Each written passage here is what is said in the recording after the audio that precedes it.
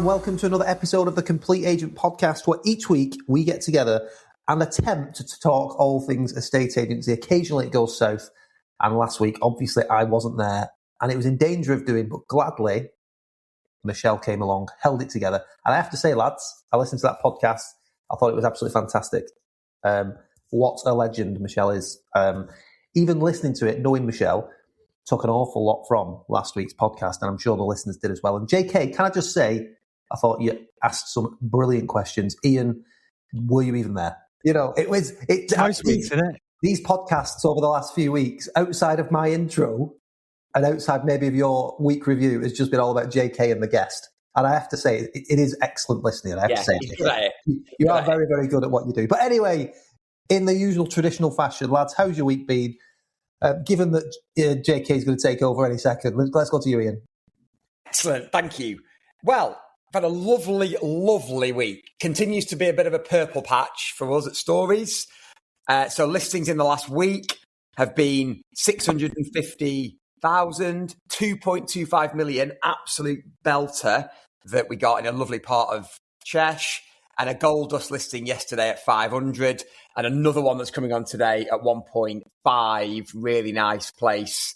And then sales as well, you know, I think 4, 5, 6 agreed since the last podcast. So continues to be a bit of a purple patch for us. No fall throughs in the last week, and some nice completions as well.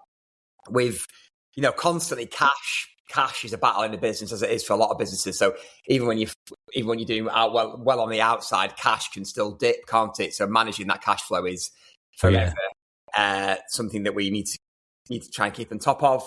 But I had a lovely start to the week. We did a factory tour of the Land Rover factory dealership in Solihull, which was really, really interesting. And we saw a lot about process there. I mean, my God, they have a new Range Rover roll off the production line every 90 seconds.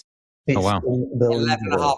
No wonder they were always breaking down. 11,500 employees, the robotic systems and the whole processing was just absolutely fascinating. So came away from that. Talk me through that, Ian. Talk me through the whole robotic systems. Oh, yeah. Well, no problem. How long have you got? I mean, what do you want to know? Chief Technology Officer, Ian Storey. There was a big claw that picked up the roof of a Range Rover and slammed it onto the body of the car, and it was unbelievable. That's it. Cheers, Gary Neville. Right, sorry. So no, I mean, things are good basically at the moment. We have had really good response to our NOM, our not on the market letter. I think we've had 150 grand in instructed fees off the NOM, the latest not on the market letter that we sent out. Got a really good gold dust listing off that yesterday at 500 grand. So that'll be a 10,000 fee. That was a direct listing off the back of the not on the market letter. So they're performing well as ever. So no, it does feel good, lads. It feels like we're in a nice part of the market currently. Who knows what's going to change? But as it stands, it's all good. All good for me. How about you, JK? Dave here was like, me, my week, lads. Let me tell you about my fortnight. I wasn't here for the last 2 weeks. No, we've been all right, to be fair. We've steady Eddie. I mean, again, it's testament to being at that mid to upper end of the market where you can do the best part of 8 sales and still break 6 figures for fees, which, you know, is kind of unheard of, really. And I know we're going to dive into that later on today. We managed to get a few across the line. I've got a couple I'm negotiating on at the moment as well, where we're, you know, that could again boost it up significantly. But it hasn't been a massively busy month, but I think it's probably been quite a productive one. The whole never waste a crisis thing, you know, in terms of actually getting deals done and getting offers accepted. You know, we had people that we've sold for this month that was accepted 25k less than they did previously 8 weeks ago, because it's all about moving with the times. You know, that price isn't there anymore, that buyer isn't there anymore, so we need to get on and get moving. And it's just articulating the market. I know I feel like I say that every week and sound like a broken record, but I went to, how many vows have I been to this week? I think 4 vows. I've got 2 today. One I went to that was sold It was online with another agent, sold at 700. We actually went out to it. My colleague actually went out to it, about 8-9 months ago. And it was sold. It's come back on. Online, it's on the market at 700. And just by asking the right sort of direct questions, I was able to say to him, because he was like, I really want to come back on, but I want to come with you guys. And I want to relaunch at 7, even though we accepted 650. And I said to him, what are you after? He goes, well, anything over 650 I would take. So, if we go to 7, we can come down. And I just said, look, realistically, we're going to need to be offers over 650. Because this isn't the market now to try high and come down. This is the market where we need to price on the price point, get people through the door. And if 650 plus is available, we'll get it. But to get there, the idea is not to go at 7. So I've really kind of gone in. So I went to a house yesterday as well, where the neighbour has been on the market for 18 months with 4 different agents. We've been round that house, and we told them what they needed to hear. It's on at 550. It needs to be probably 525, something like that. Which I appreciate isn't on a price point, but that's what it needs to be. And the seller of my place I went to yesterday really appreciated that. Actually said, look, I appreciate that your honesty, because they've had 2 other agents come round and they both said, that one's on at 550, so put it on at 550. I said, do you want to move?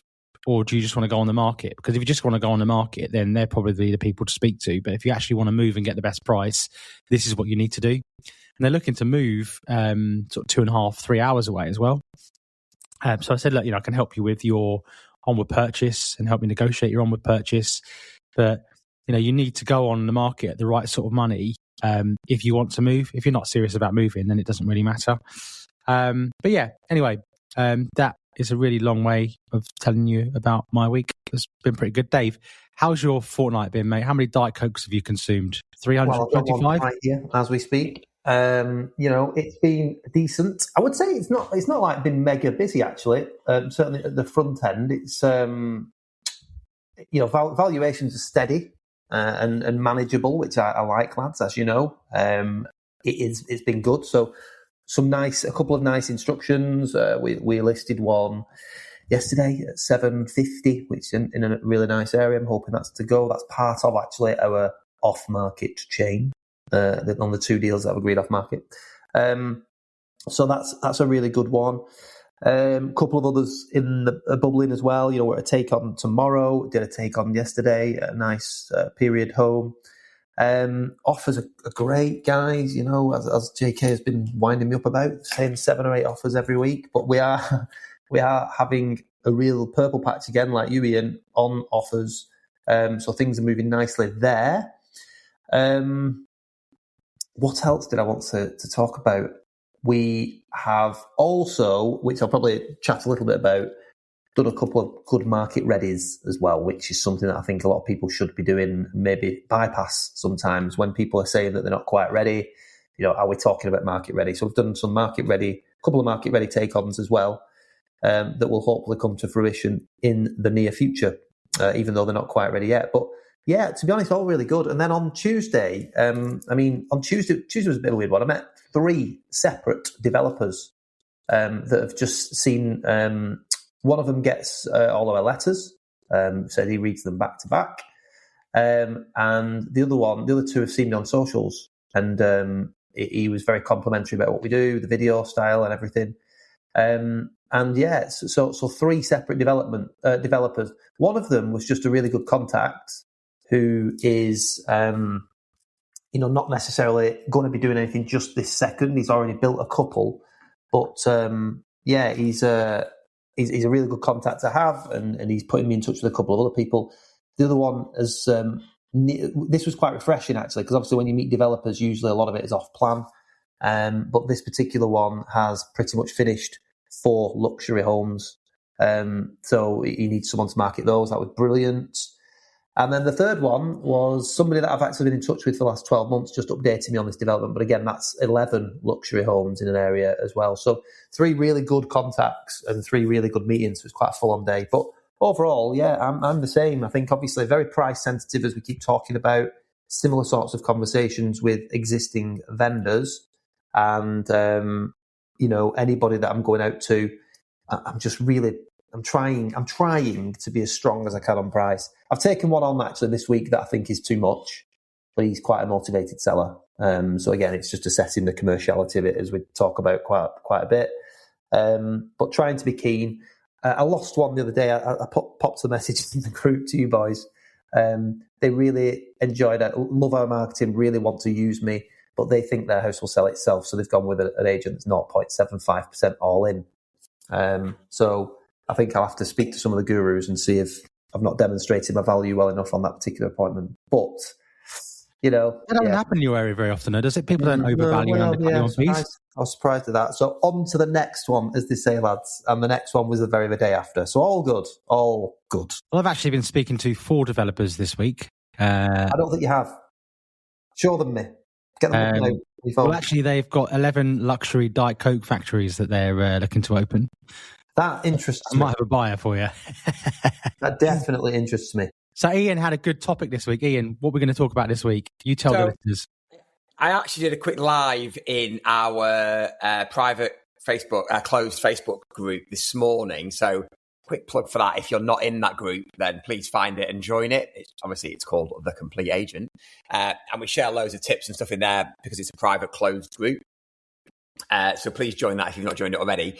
But I've just been feeling now I don't want you to get your tissues out here, lads. Okay. But do we need to cue the sad music in the edit? I've just been feeling really grateful the last couple of weeks for the life that I've got.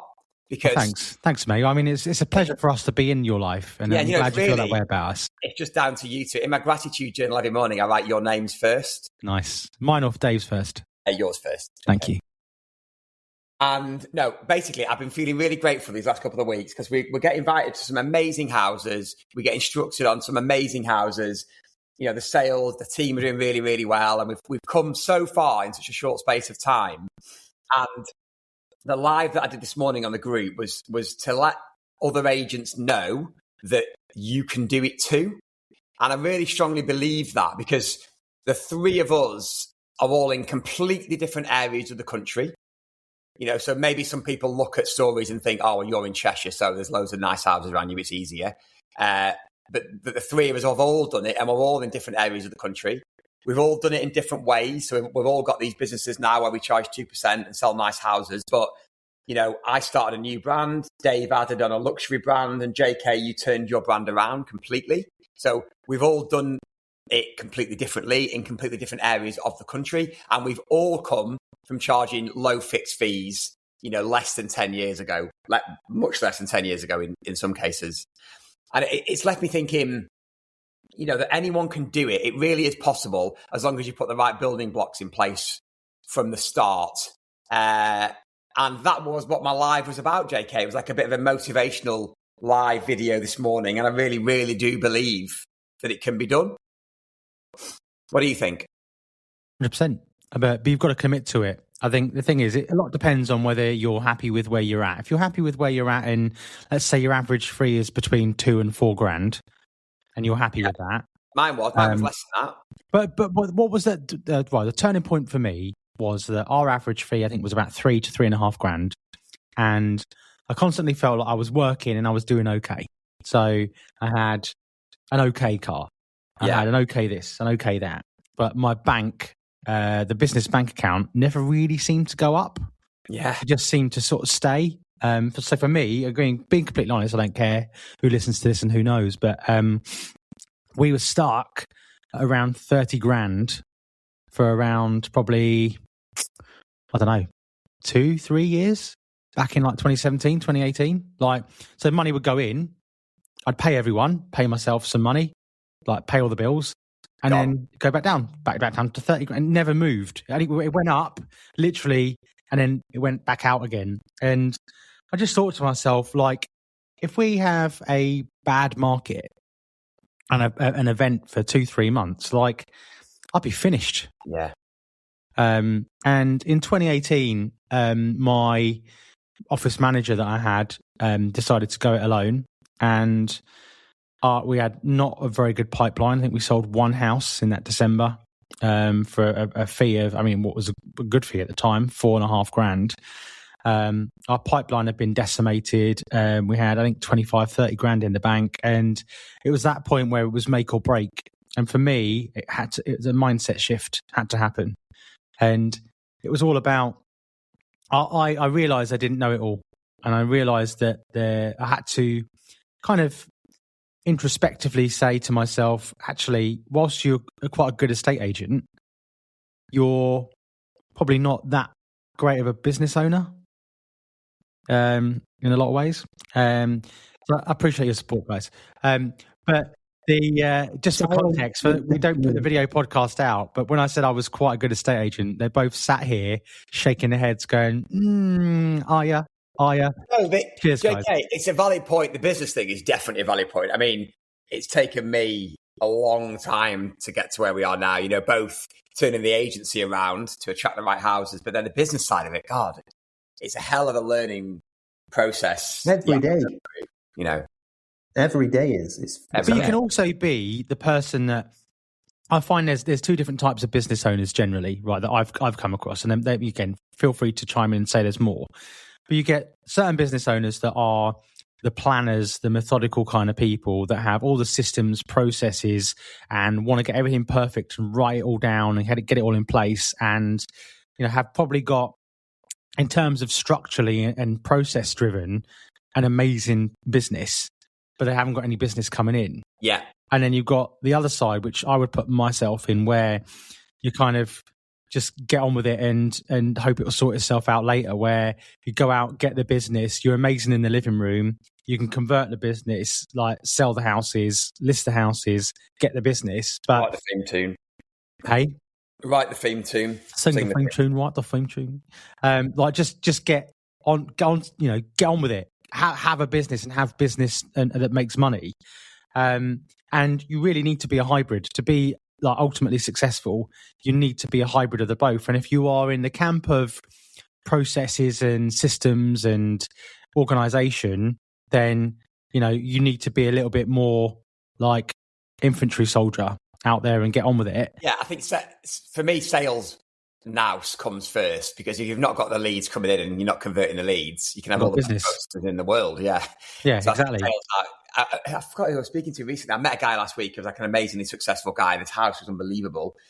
In his 70s now. And he was saying everything. I mean, we know this already, don't we? But he was saying everything in business is sales. You know, you're selling something to your team, or you're selling something to a supplier, or you're selling something to your client. Everything in the business is sales.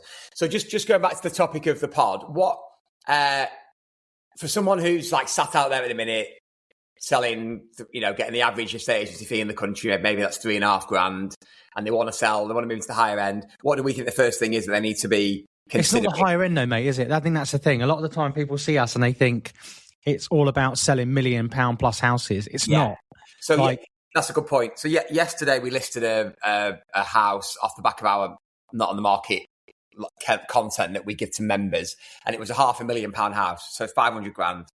So I would imagine that for most people listening, that's attainable. That deal's attainable. Yeah. Because most areas now in the country have that kind of level of property, don't they? Nearby. Yeah, 100%. 100%. You know, but the key, of course, is being able to convert that at the right fee level. I was just going to chip in and say, like, you're right about the stretch there, because people immediately think, well, I'm selling 250 grand terraces, 300 grand exec semis, all that sort of stuff.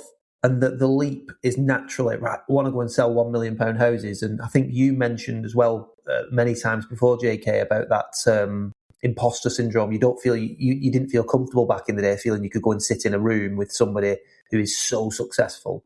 And I think that's possibly a mind block for a lot of people. They think that they're going to be sat in the house with these really successful people, not really knowing what to say, not knowing how to value the house. They can't see how to get from that 2-bed terrace, that 3-bed semi, to the £1 million 6-bedroom barn conversion. But like you've just said, it doesn't necessarily have to be that jump. It can actually be a much more comfortable level for you anyway. But everything else comes naturally off the back of it. We did one the other day. It's a £375,000 cottage. And It was borderline, if I'm honest. That could easily have been a Burton James house. Now, for people, I'm sure know now that I have the two brands, a mid-range sort of mainstream brand and obviously the Prestige. It is on our mainstream brand. It could easily have been on the other one, and they're paying a really top fee for it.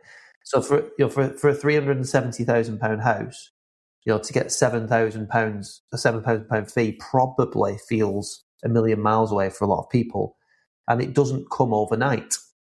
And there is a gap to bridge, I think. And you don't just go from selling £200,000 houses to selling £1 million houses at 2%. There has to be a level of investment. There has to be a strategy, and there has to be a bit of patience. And most importantly, consistency when you know what you're doing.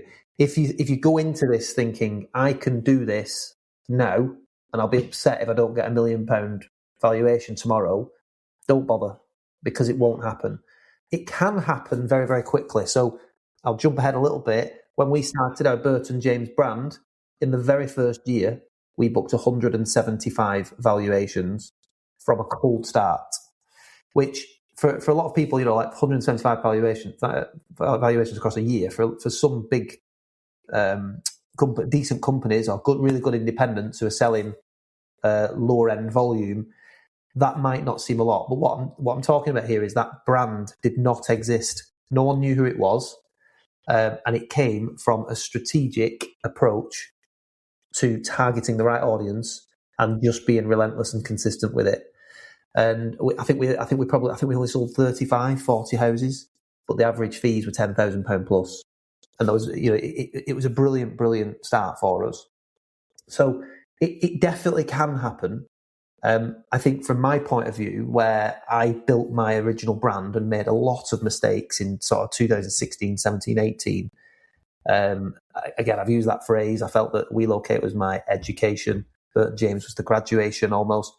I kind of knew what I was doing, but the level of investment that we put into that was not just sort of tangible marketing. It was an investment in myself. I spent a lot of money investing in myself, meeting new people who are doing this on a day-to-day basis, meeting people who've got the same sort of ambitions, challenges, and wants and needs as I have, and desires that I have. And that's what transformed everything. Obviously, meeting people like yourselves, other great people on the way. Didn't put you off? Not at all. You sort of did with your Chelsea background, but it was something that I was able to overcome. But no, on a serious note, seeing what you guys were doing, what other people in the room were doing. I've spoken before about the fees. My average fee was $3,500, and was one of the better ones in the room until 2 or 3 people stood up and went $14,000, $18,000, $17,000. I went, right, I need that. And I think a lot of people just look at it happening and think it's unachievable, and look at the success and think, I could never get there. But you're right, you absolutely can. But you've got. The thing is, though, if you think you're right, you're right. Yeah, it's true. And if you think you are a $3,500 to $5,000 agent, then you're right, absolutely. And it does blow your mind when $35,000 drops into your bank account from one sale. Like I must fully admit, like the first big boy that dropped in, I remember it was like 38 grand. Like it just didn't seem, because I was constantly saying to myself, it'll fall through, something will happen, it won't come through. And then I remember it was a performance fee as well, because I think it was like 10% of everything over set price. And it ended up being, it was like one of our first nearly 2%ers on 1.4, it ended up being 1.7. And it was, it was game changing. And then ever since then, I just thought, well, why not? Why? But I think that was from the beginning. I thought, well, why not? What's the worst that's going to happen? And we've got some deals going through at the moment where the fees are 40, 50, 60 grand for one sale, which I thought was unobtainable. Like if you stood me in the street and went, mate, in 8 years' time, you're going to have one sale that's worth 60 grand. I would have gone, I mean, even 40 grand, I'd have gone. I mean, to be fair, even 20 grand. Yeah. It's crazy. Keep going down. 10 grand 8 years ago would have been unbelievable. If I stood me in the street and said, mate, in 8 years' time, your average fee in your business will be over 10 grand, I'd have gone, nah, good one. You know what? The other thing, when we talk about 8 years, obviously it can happen. It happened for us a lot quicker than that. What we're talking about here is it's 8 years ago. It's certainly 8 years ago for me that it would be 8 years ago stories didn't exist. But really, we started getting the good fees within a couple of years. Time moves so quickly, doesn't it? It's like it's May next week. Where the hell has the half of this year gone? Time moves so quickly. If you start to put the building blocks in place now, time moves that quickly that you'll get the successes a lot quicker than you think. Well, it's compound interest as well, isn't it? Yeah, it is, yeah. It's putting things in place and being consistent with it and committing to it. But I think for anyone that wants to try and achieve what we've achieved, the key, first of all, is identifying that you really, really want to do it and then putting a plan in place to get there. We've got members who've joined TCA. Within a year, some have doubled their fees. A lot of them are now pushing their fees up towards 1.5, towards 2%. And they've come from the similar places that we did, and they've done it in less than a year. Some of them are 2%. Like, again, they were already doing the things, and it was just a mindset shift. They were 1% and just over 1%. And it's completely shifted. Yeah. So it can happen, can't it? Dave. Yeah, well, so Ian, you and I had a conversation the other day, if you remember, and I'd never told you the story, really, about it. And I remember this was going back many years, and it was before I'd had my premium brand that had really established itself. We were doing okay, but the premium brand was going, but it hadn't properly fully established. It was headed in the right direction. And we were talking about cash flow. And we, in my mid-range brand, my lower brand, we were having some cash flow issues where, we've all had them. Exchanges weren't going, fall-through rates were high. And obviously we had an average fee on that brand of like £3,500 at the time. So, we don't do massive volume. I never have done, and I don't want to. Going back right to the start, we used to do mass volume, but at £999 fees. The less said, the better about that. But I'm more like good quality over massive volume, manageable. And it's always been that way, really. So if we were doing, say, 7, 8, 9, 10 exchanges in a month, you might be looking at 35 to 40 grand. With low overheads, it's still decent. But going through this challenging period, and me and you were just having a chat about it, I remember explicitly you saying to me, I know, it's a nightmare, isn't it? You get 2, 3, 4 months where nothing drops, and you'll have a month and 200 grand will drop. And I went, yeah. And I remember walking away going, 200 grand? He's doing 200 grand in a month of exchanges. And I appreciate it was spread a little bit at the time. Yeah. And I thought, oh my God, that's unbelievable. And I went away. And obviously, I knew my brand was doing well and we were on the journey. And then I said to you, we are in a position now where we've actually had a great start to the year. We're about to have one of those months. And it's not come from an overnight success. It's come from planting the seeds, being extremely consistent, and extremely consistent, investing in myself, the team, and investing and trusting the process, and going all in, and not expecting a fast result. Yeah. And I knew it was coming. I always knew it was coming because I could see the trajectory of what we were doing. And that's how long ago was that, Dave? When did you start Burton James? Okay, and so 5 years. Yeah, 5 years. And I took too long in a way. Anyway, you know what I'm like, lads. You two are like, no, get it. You two are very like impulsive, right? That sounds like a great idea. And before I've even thought about it or strategized it, you two have implemented and done it. I'm a bit more of a thinker. I try and get things down on paper, overthink massively sometimes, and should just get it done. I could have done it a lot quicker, and I could have had a much better sort of strains of that COVID boom that we had. We had a really good COVID boom on the other brand, but Burton James wasn't really properly, fully at it like it is today at that point. So you say that though, mate. Don't criticise yourself too much, because sometimes where, I speak for myself here, maybe not just Ian as well, but like the screw it, let's do it mentality. Sometimes, you end up running into a lot of walls and having to like think on your feet and correct course constantly. A lot of the time. So, there is something to be said for strategizing and having a proper plan and having thought it properly through in place. Yeah. Because, I think so. And obviously it's worked, obviously. But I suppose my point is, at the time, a few people were saying to me, just get going, just get going, just get going. And I just wanted to hold off and make sure a few things were right. And it's paid off. But my point is, we played at it a little bit in 2021, just getting registered and all that sort of stuff. 2022 was a bit of a brand building exercise, but we booked a shed load of valuations. And now, we're quite well established. People know who we are. And, that we're going to complete next week on a single fee at £55,000. That would have been 15 sales for me quite a few years ago. And I wouldn't say it's not the norm. You don't do 55 grand fees every single time, but our average fee's £15,500. I don't mind saying that. It is on Burton James, and it's such a better place to be. Like a massive weight lifted off my shoulders when you look quieter months and all the stuff that's coming up. All the stuff that we know is probably going to come up that's going to result in a stagnated market, maybe, where you're not selling as many, you're not exchanging as many. But our pipeline, if we got all the pipeline that we've got in the pipeline now out, it would comfortably cover probably at least 2 years. Mm-hmm. And it's an easier place to be. And this is why I speak about it with passion to people, because I've been in that position where the fees were low. I mean, £999. That was excruciating, obviously, back in the day.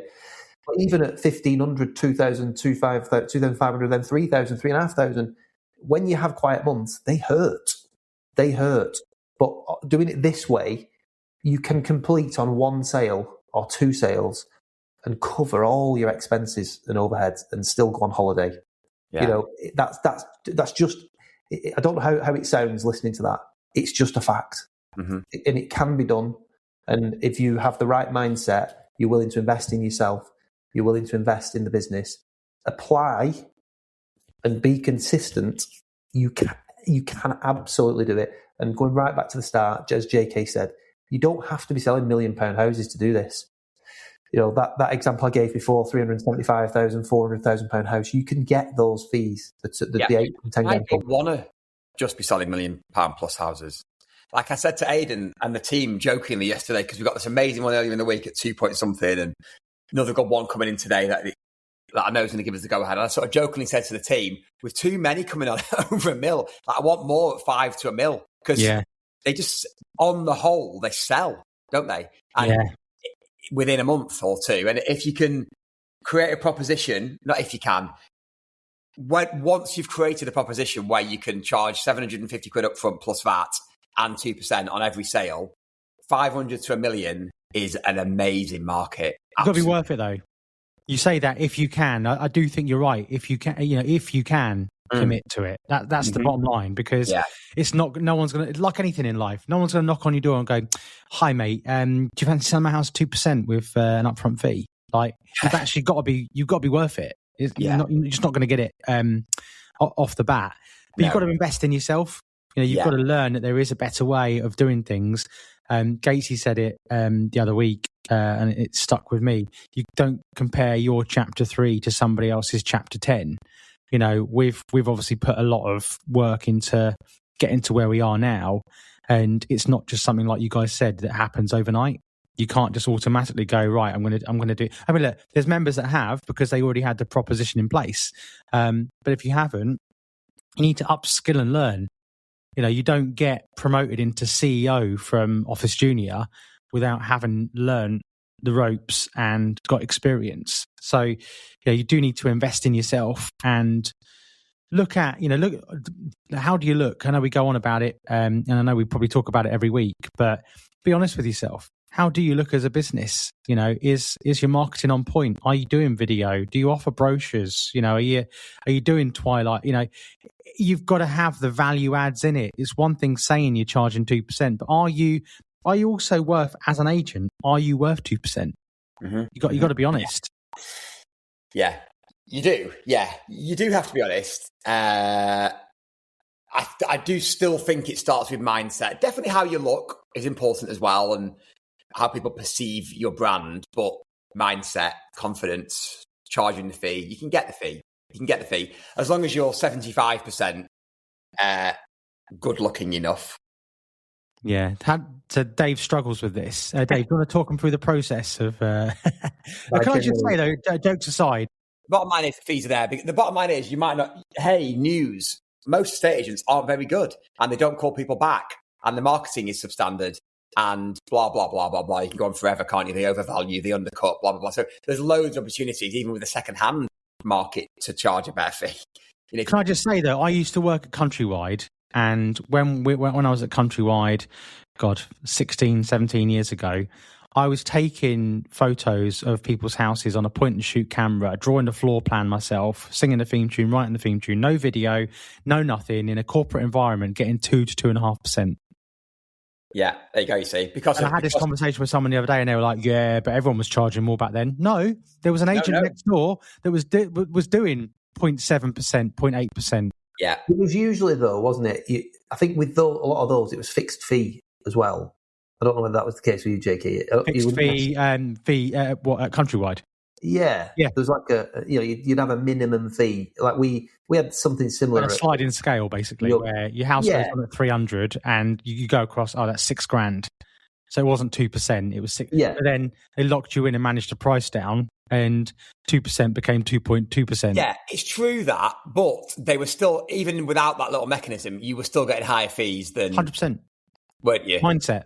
Yeah. The thing is, as well, back then, the principle's the same. So when I was at Your Move, and it was the same with Countrywide. Countrywide, like we had Bridgeford's next to me, and they were my biggest competitor.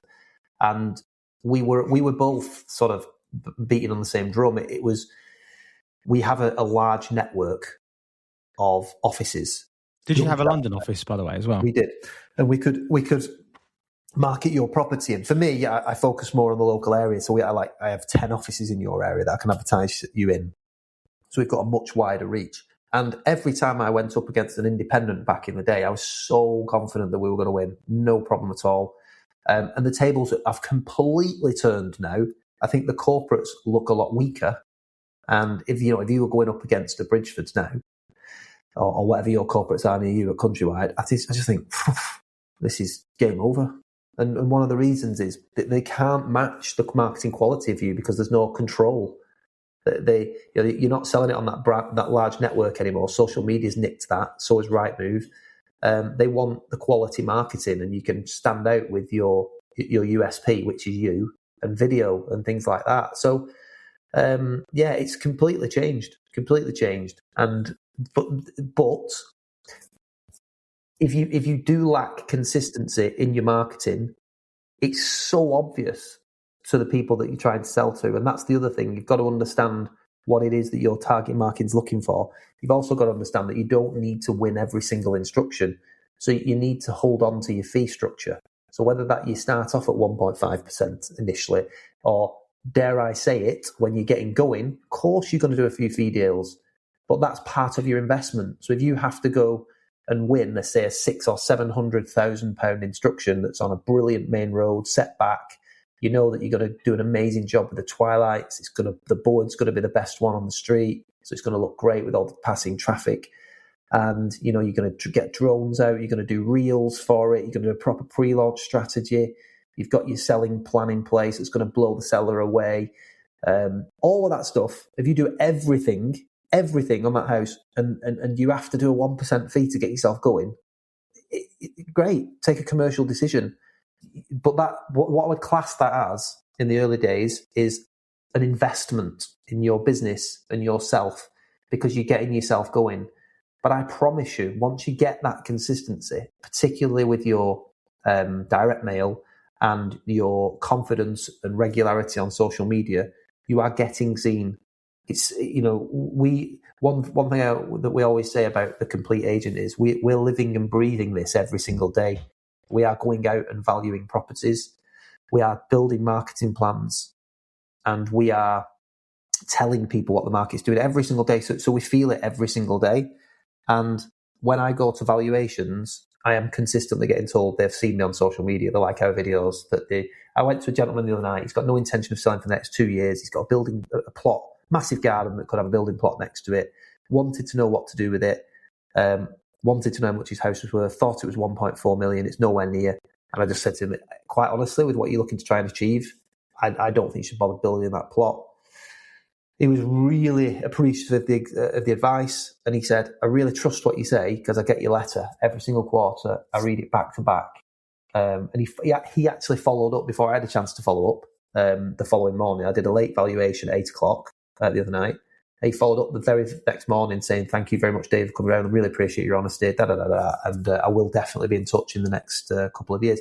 But he will tell the people, and that's what you've got to do. You've got to just build your brand. Build your personal brand within your business brand as well. I think that's massively important. And it's just something that you can do. You can do it. You've just got to go out and do it. And, it's the big C word, consistency, in everything that you do, having that belief. But for me, one of the big things is you've got to learn how this works. You've got to apply it. You've got to be patient with it, and you have to invest. Because if you don't, there's no point. You'll just be on that merry-go-round, wasting time. Well, I think is that probably a good place to leave it. I think it's a great episode, value packed. And if you're listening to this in the car thinking, I'm fed up of being, $2,500, $3,000, and there is something else out there, then call the Ghostbusters, aka TCA. That's who we are. You can do it. Joking apart, it's very, very achievable if you really want it. I really think it is. Thanks, guys. Have a good one, and we'll see you next week. Yeah, sounds good. Cheers, guys. Bye.